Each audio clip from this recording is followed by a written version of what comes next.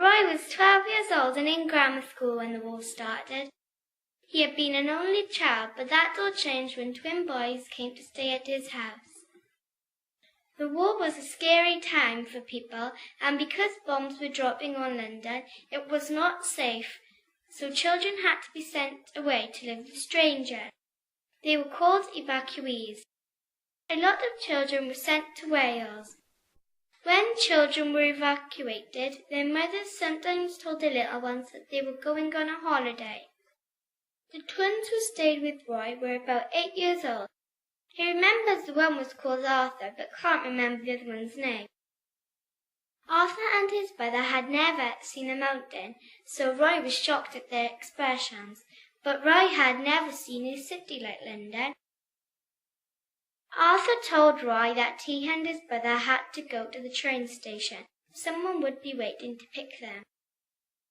It was Roy's mother who took them in, and she was the one who called them the Londoners. Roy didn't have any brothers or sisters, so Arthur and his brother were close to him.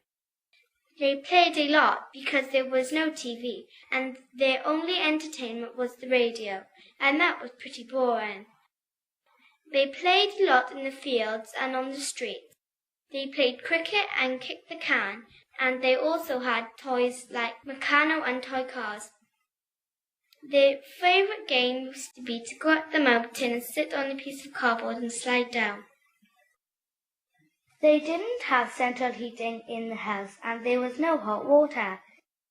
Sometimes it was so cold that there was frost on the inside of the windows.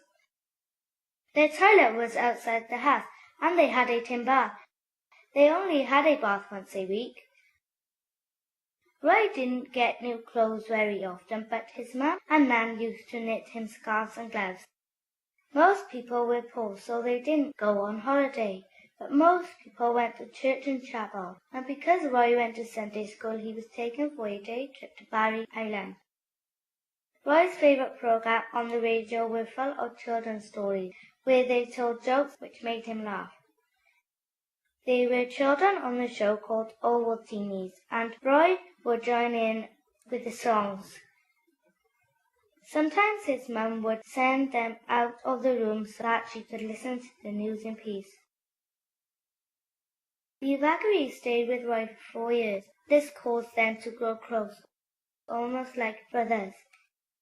You can imagine how hard it was when they went back to London.